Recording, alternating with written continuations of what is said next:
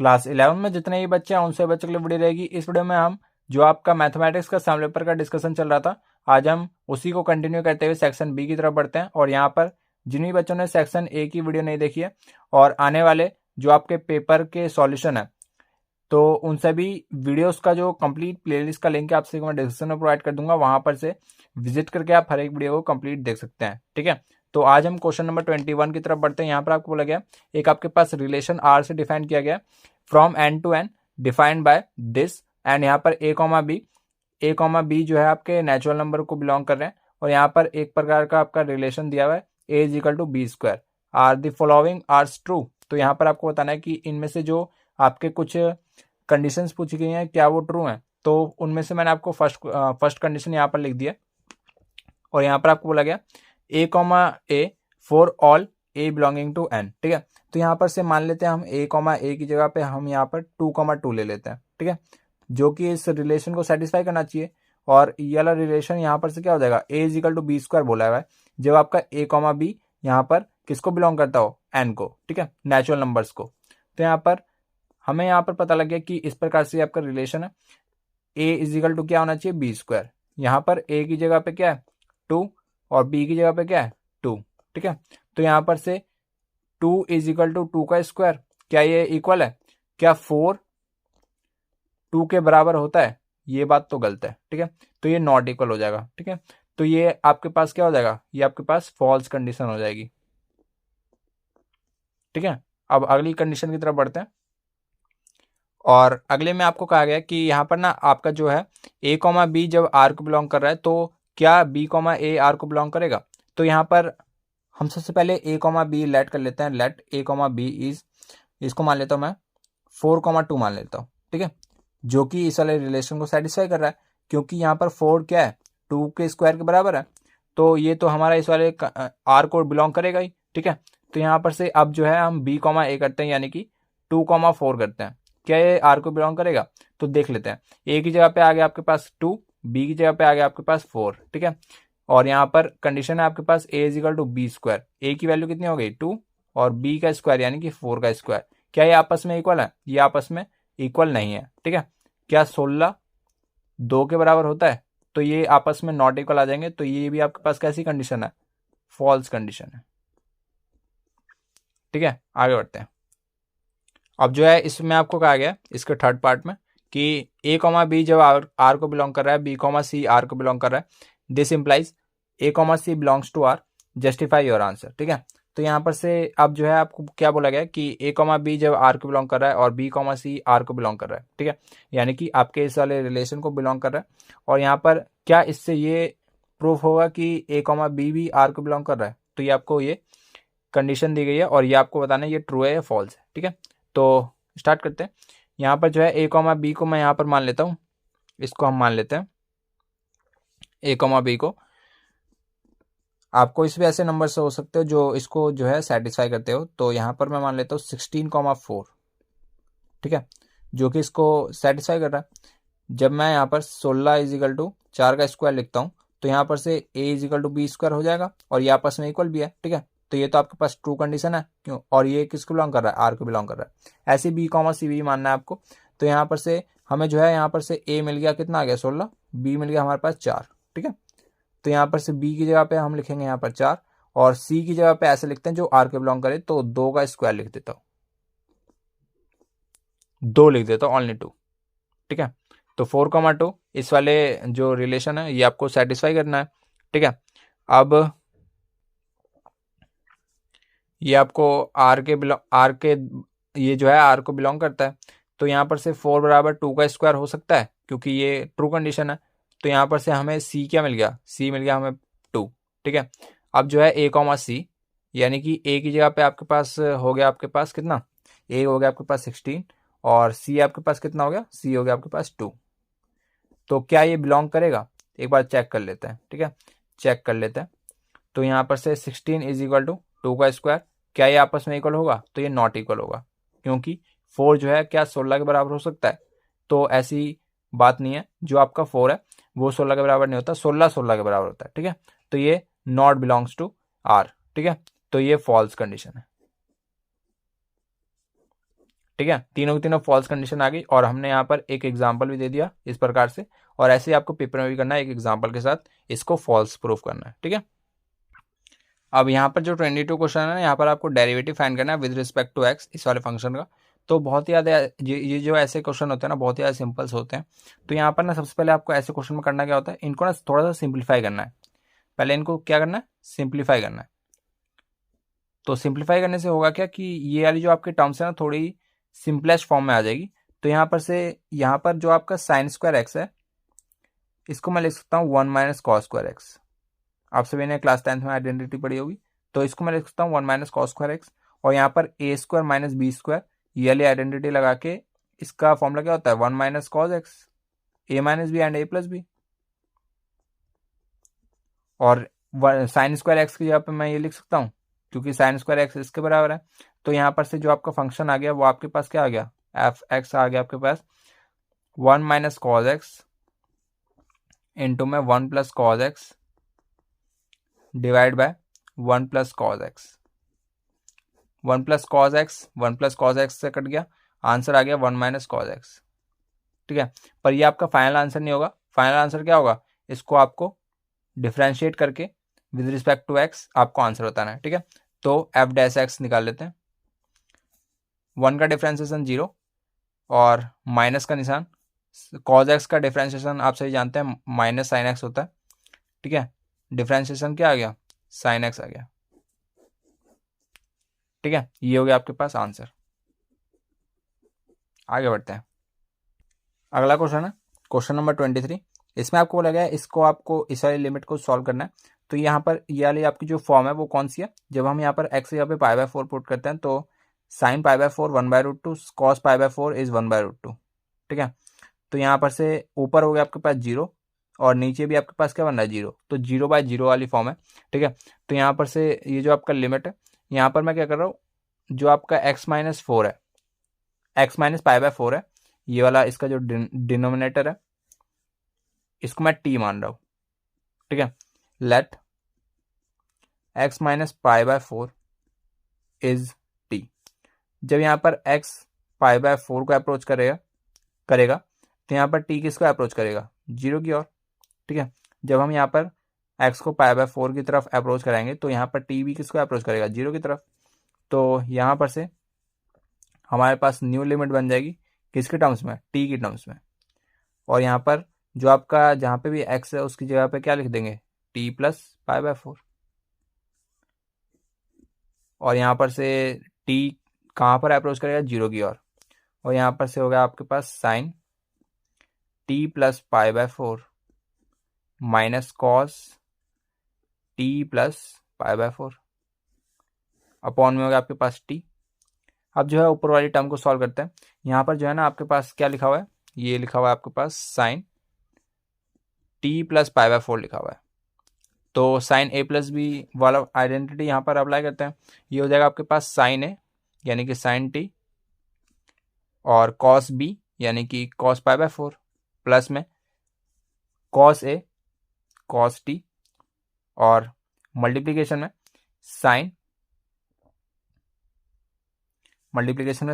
Pi by 4 sine b।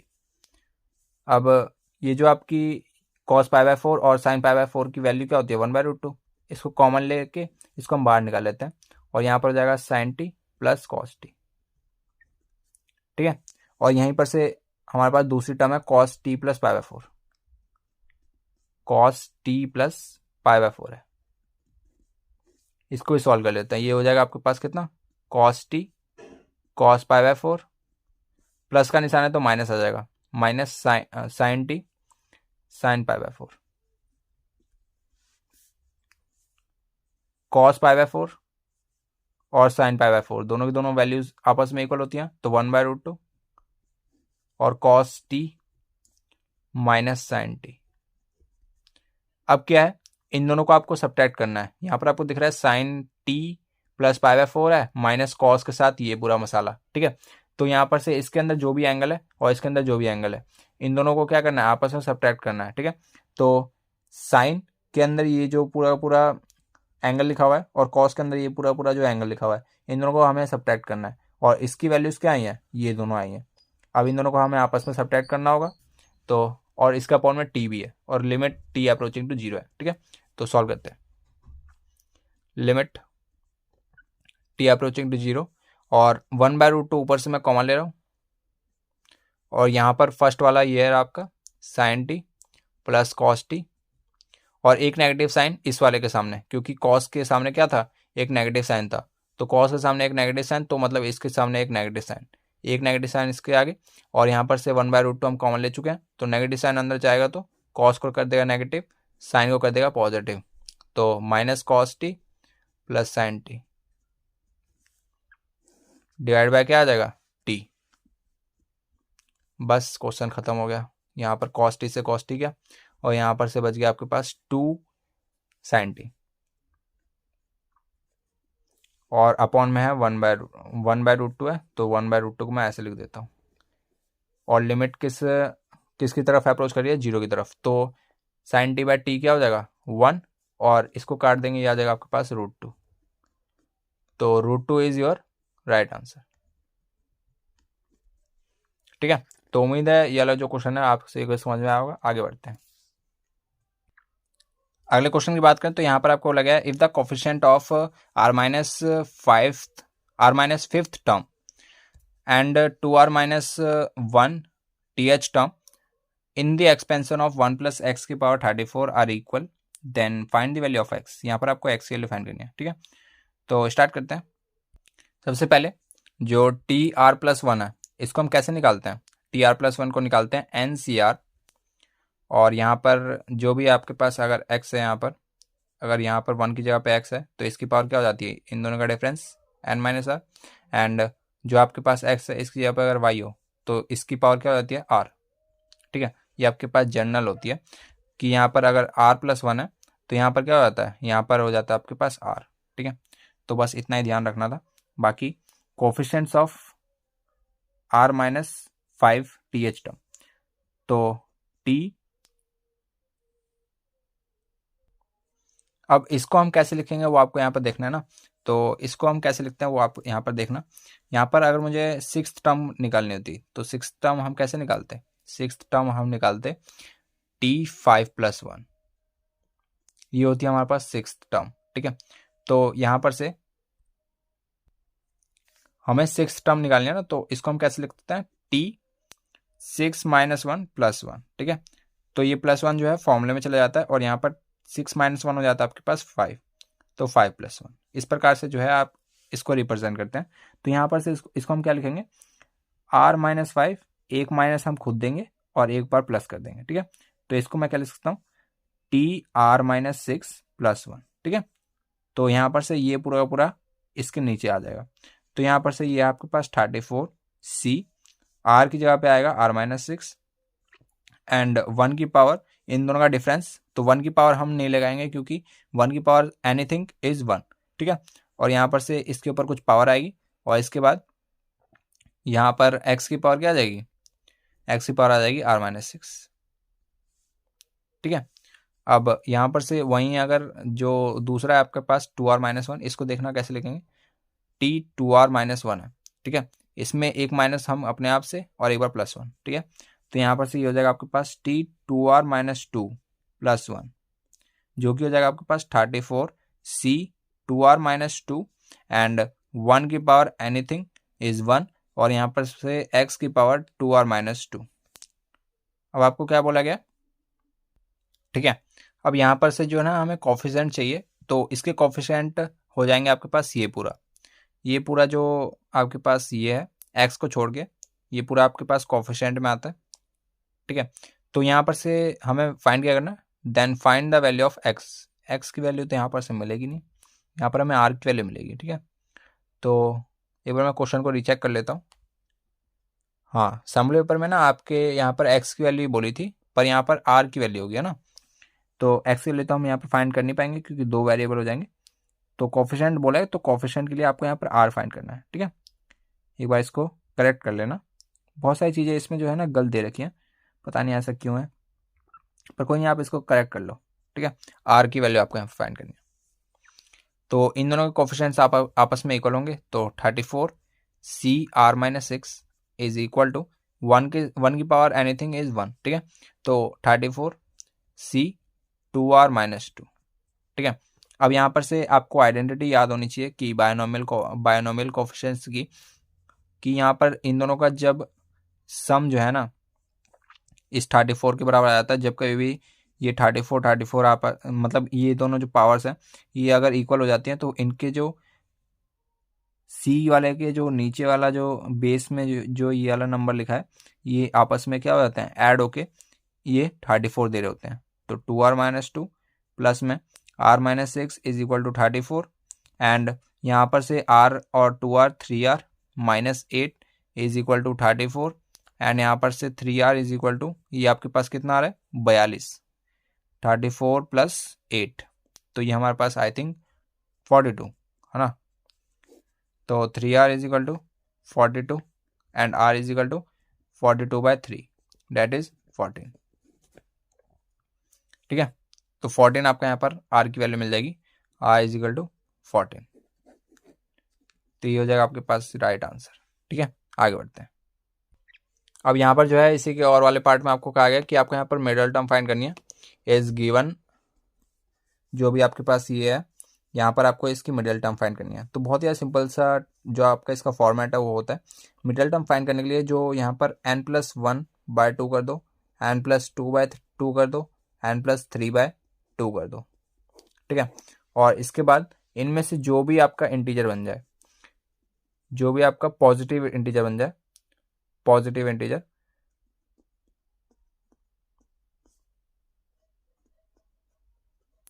Is our answer,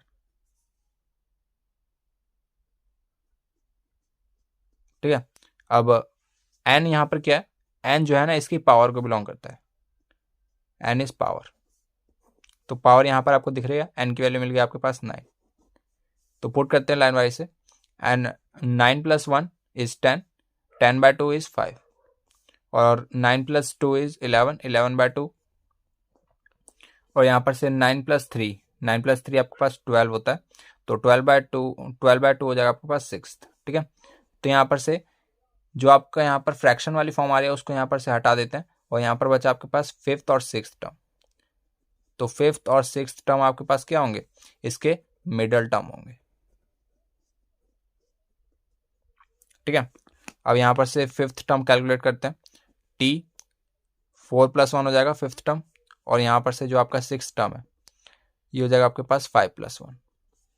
अब calculate करते हैं, अब हो गया आपके पास 9c, ये हो गया आपके पास 4, एंड 3x की पावर कितनी हो गई, इन दोनों का डिफरेंस 5, और -x³/6, और इस पूरे की पावर कितनी होगी 4, ऐसी t 5 + 1 यानी कि 6th term 9c5, and 3x की पावर कितनी हो गया, इन दोनों का difference date is 4, and -x³/6, और इस पूरे की पावर 5, ठीक है।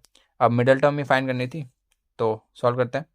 यहाँ पर जो है इसकी पावर क्या है, इसकी पावर है यहाँ पर E1, तो इसको ये पॉजिटिव कर देगा, ये पूरी की पूरी क्वांटिटी आपकी कैसे आने वाली है, पॉजिटिव आने वाली है। और यहाँ पर से जो आपके पास 9c4 है, और यहाँ पर से जो आपके पास 9c5 है, ये दोनों क्या होंगे, आपस में इक्वल होंगे, और यहाँ पर से इसको कैलकुलेट करने के बाद जो आएगा 3 की पावर 5 इंटू में 1/6 की पावर 4 इंटू x की पावर 12 आ जाएगा, x की पावर 12, और यहाँ पर से 5 तो 17 हो जाएगा, और यहाँ पर से 3 की पावर 4 और 1/6 की पावर 5, और यहाँ पर x की पावर 4 और यहाँ पर x की पावर 15, 15 और 4 19 होता है, और एक नेगेटिव साइन आगे क्योंकि ये इसकी पावर कैसी है, नेगेटिव है। तो इसको कैलकुलेट कर लेना, जो भी आपका आंसर आता है वो आपका यहाँ पर राइट आंसर होगा, ठीक है। बस यहाँ पर आपको इसका फंडा क्लियर होना चाहिए था कि मिडल टर्म फाइंड कैसे करते हैं, ठीक है। अब तो आपको यहाँ पर से क्लियर हो गया होगा, आगे बढ़ते हैं। और बहुत सारे बच्चे ना यहाँ पर ये भी कैलकुलेट नहीं कर पाते, मैं आपको बता देता हूँ। ये जो आपका 9c5 है इसको कैसे कैलकुलेट करना होता है, इसको सबसे पहले जो इसके ऊपर वाला नंबर है 9 फैक्टोरियल डिवाइड बाय इन दोनों का डिफरेंस कर लेना, डिफरेंस हो जाएगा 4 फैक्टोरियल, और इसके डिनोमिनेटर में जो भी लिखा हुआ है, मतलब डिनोमिनेटर तो नहीं कह सकते, सी के नीचे जो आपके पास आर की पोजीशन पे जो भी है वो है आपके पास 5, तो 5 का फैक्टोरियल। ठीक है, ऐसे सॉल्व करते हैं। और यहाँ पर से इसको घटते क्रम में लिखेंगे और 9 से स्टार्ट हो गए, 9, 8, 7, 6 एंड 5 फैक्टोरियल। और ऐसे ही आपके पास 5 फैक्टोरियल पे रुक जाएंगे क्योंकि नीचे आपके पास 5 फैक्टोरियल दिख रहा है। 4 फैक्टोरियल इंटू 5 फैक्टोरियल, इससे ये कट जाएगा। और यहाँ पर से 4 फैक्टोरियल को सॉल्व कर लेंगे। 4 फैक्टोरियल हम लिख सकते हैं क्या, 4 फैक्टोरियल इज 4, 3, 2, 1। ठीक है, और यहाँ पर से 4 2 जा 8, 2 से 2 गया, 3 2 जा 6, ये हो गया आपके पास 14, 14 9 जा होता है आपके पास कितना, 1 2 6। ठीक है, अब तो मैंने ये भी सॉल्व कर दिया। अब आपको बस 3 की पावर 5 बटे 6 की पावर 4 सॉल्व करना है, बाकी अब आपके पास आंसर आपके पास आ जाएगा। और 9c5 की ये वैल्यू होती है। ठीक है, आगे बढ़ते हैं। अगला क्वेश्चन है, अब दो आपके पास स्ट्रेट लाइंस है और यहाँ पर आपको इनके बीच में ना जो एंगल्स बन रहा है वो आपको यहाँ पर फाइंड करना है। ठीक है, तो y is equal to M X plus C आपका ये इक्वेशन होता है स्ट्रेट लाइन का। एंड यहाँ पर से जो आपका m है ये आपके पास स्लोप होता है और ये आपके पास क्या होता है, y इंटरसेप्ट। ओके, अब फर्स्ट वाली है आपके पास x minus 4y is equal to में 3 है। 4y को इधर ले आते हैं, 3 को इधर ले आते हैं, तो 4y is equal to x minus 3 हो जाएगा। And y is equal to क्या हो जाएगा, वो यहाँ पर जो y का कोफिशिएंट है वो यहाँ पर 1 है, तो y का कोफिशिएंट 1 बनाना पड़ेगा। तो x/4 माइनस 3/4। ठीक है, तो यहाँ पर से पहली स्लोप आपके पास क्या आ गई, पहली स्लोप आ गई 1/4 m1। और दूसरी स्लोप की बात करें तो y को इधर ले आते हैं, 11 को इधर ले आते हैं, तो y is equal to 6x minus 11। And यहाँ पर स्लोप 2 आ गई आपके पास कितनी, 6। अब जो है आपको यहाँ पर tan थीटा फाइंड करना होगा, तो tan theta is mod of m1 minus m2 divided by 1 plus m1 into m2। ठीक है, तो यहाँ पर से सारे डेटा आपको गिवन है। अब यहाँ पर डायरेक्टली आप इसको सॉल्व कर सकते हैं। m1 कितना आ गया, m1 है आपके पास 1/4 माइनस 6 डिवाइड बाय 1 प्लस इन दोनों का प्रोडक्ट कितना हो जाएगा, 1/4 इंटू 6, 3/2।